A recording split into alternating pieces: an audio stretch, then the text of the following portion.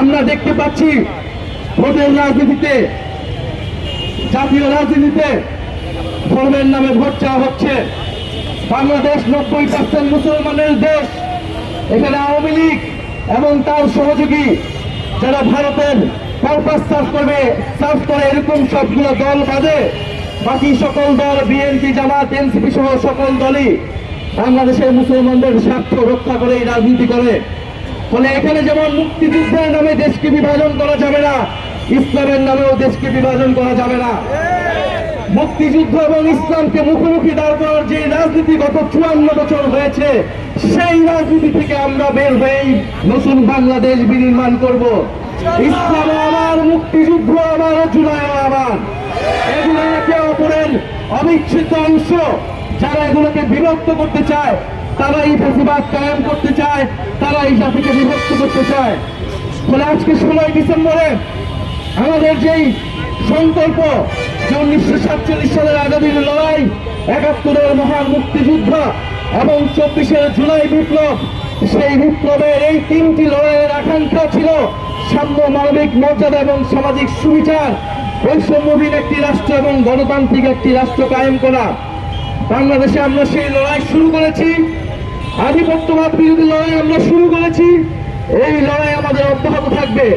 আজকে 16 ডিসেম্বর আমরা আগ্রাসন বিরোধী যাত্রা করেছি।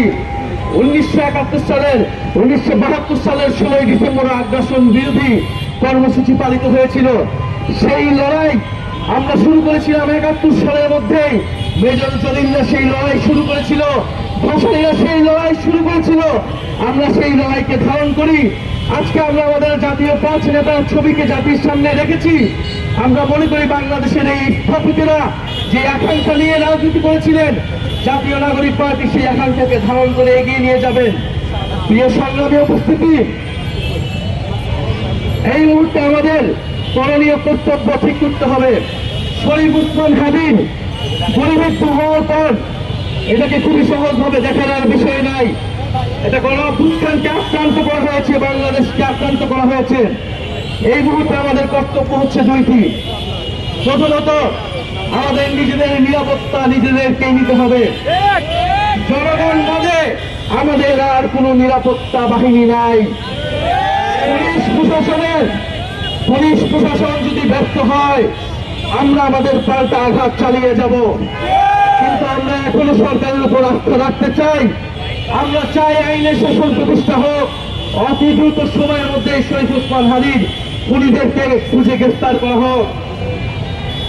জনগণের কাছে আমাদের আহ্বান, আপনারা প্রত্যেকটা গ্রামে, প্রত্যেকটা মহল্লায়, পাড়ায় আধিপত্যবাদ বিরোধী, সন্ত্রাস চাঁদাবাজ বিরোধী কমিটি গঠন করুন। নিজেরা ঐক্যবদ্ধ থাকুন। জুলাই অভ্যুত্থানে কোনো পুলিশ প্রশাসন ছিল না, কিন্তু আপনারা আমরা মিলেই নিরাপত্তা বেষ্টনী তৈরি করেছিলাম।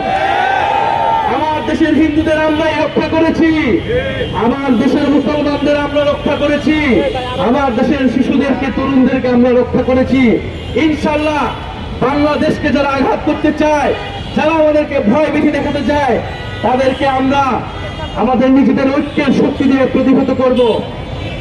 আমাদের দ্বিতীয় কর্তব্য হচ্ছে নির্বাচনের সুষ্ঠু পরিবেশ এবং পরিস্থিতি তৈরি করা।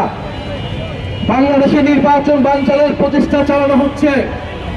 আমরা সুষ্ঠু নির্বাচনের মাধ্যমে গণতান্ত্রিক উত্তরণ চাই, সংস্কারের জোয়ার আনতে চাই বাংলাদেশে।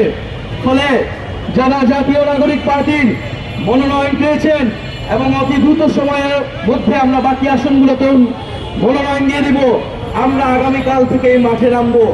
শরীফ ওসমান হাদির আকাঙ্ক্ষা এবং চেতনাকে ধারণ করে আমরা জনগণের কাছে যাব। সংস্কারের পক্ষে আমরা আমাদের যে নতুন বাংলাদেশের আকাঙ্ক্ষা, সেই বাংলাদেশের আকাঙ্ক্ষা মানুষকে শোনাবো। ফলে নির্বাচন কমিশনের যে বিধিবিধান রয়েছে, সেই বিধিবিধানকে মেনেই আপনারা রাস্তায় নামুন, আপনারা নির্বাচনী কার্যক্রম শুরু করুন, প্রস্তুতি শুরু করুন। আমরা দেখিয়ে দিব, শেখ শরীফ ওসমান হাদিকে গুলি করা হলেও হাজার হাজার শরীফ ওসমান হাদিরা তার গণঅভ্যুত্থানের আকাঙ্ক্ষা নিয়ে জনগণের দরজায় দরজায় যাবেন। ফলে এই নির্বাচনকে যতভাবেই চেষ্টা করা হোক না কেন প্রতিহত করার, আমরা সংস্কার, বিচার এবং নির্বাচনের যেই আমাদের দাবি ছিল গণঅভ্যুত্থানের পরবর্তী সময়ে, সেই দাবি অনুযায়ী আমরা নির্বাচনের দিকে আগাবো এবং জাতীয় নাগরিক পার্টি দ্রুত সময়ের মধ্যে তার বাকি আসনগুলোতে মনোনয়ন দিয়ে দিবে। আপনারা যারা এখনো জাতীয় নাগরিক পার্টির এই যাত্রায় যুক্ত হতে চান, আপনারা যোগাযোগ করুন। শরীফ ওসমান হাদীকে গুলিবিদ্ধ করে যদি মনে করা হয় যে ভয় দেখানো হবে জুলাই যোদ্ধাদের, তারা রাস্তায় নামবে না, তারা নির্বাচনী কাজ করবে না, দেশে নির্বাচন হবে না, তাদেরকে আমাদের দেখিয়ে দিতে হবে আমরা কাউকে ভয় পাই না। শরীফ ওসমান হাদী একটি রিক্সা, একটি ভ্যান করে মুড়িয়ার বাতাসা নিয়ে তার 5 জন সহযোদ্ধা নিয়ে একা একা মানুষের কাছে যেত, মসজিদে মসজিদে গিয়ে লিফলেট দিত, তার স্বপ্নের কথা বলতো, তার প্রতিশ্রুতির কথা বলতো। আমরা ঠিক এইভাবে আমরা 5 জন 10 জন 20 জন মানুষ নিয়ে আমাদের লিফলেট নিয়ে আমাদের প্রতিশ্রুতি নিয়ে আমরা মানুষের কাছে যাব এবং সামনের নির্বাচনে আমরা সংস্কারের পক্ষে, হ্যাঁ ভোটের পক্ষে আমরা জনমত তৈরি করে এই নির্বাচনের মাধ্যমে আমরা যে জুলাই সনদের আমরা যে অর্জন পেয়েছি সেই অর্জনকে আমরা প্রতিষ্ঠা করব এবং আমাদের নতুন সংবিধান এবং গণতান্ত্রিক লড়াইয়ের এই লড়াইকে, এই দাবিকে আমরা এগিয়ে নিয়ে যাব। প্রিয় সংগ্রামী বন্ধুগণ, আজকে যারা আপনারা এতক্ষণ ধরে শুনছিলেন এবং আজকের এই আগ্রাসন বিরোধী পদযাত্রায় যারা জাতীয় নাগরিক পার্টি, এনসিপি, ছাত্র শক্তি, যুব শক্তি, শ্রমিক শক্তি সহ যারা বিভিন্ন অঙ্গ এবং সহযোগী সংগঠনের নেতা কর্মীরা এসেছেন, তাদেরকে কৃতজ্ঞতা এবং ধন্যবাদ জানাই। বাংলাদেশের মানুষ, ঢাকা শহরের মানুষ আজকে আমাদের মেসেজটি পেয়েছে। ইনশাল্লাহ সামনের দিনগুলা আমরা ঐক্যবদ্ধভাবে কাজ করব এবং যারা মিডিয়া কর্মীরা কষ্ট করে আমাদের কভারেজ করেছেন তাদেরকে আন্তরিকভাবে ধন্যবাদ জানাই। ইনকিলাব ইনকিলাব, এনসিপি এনসিপি, ৭১ শহীদ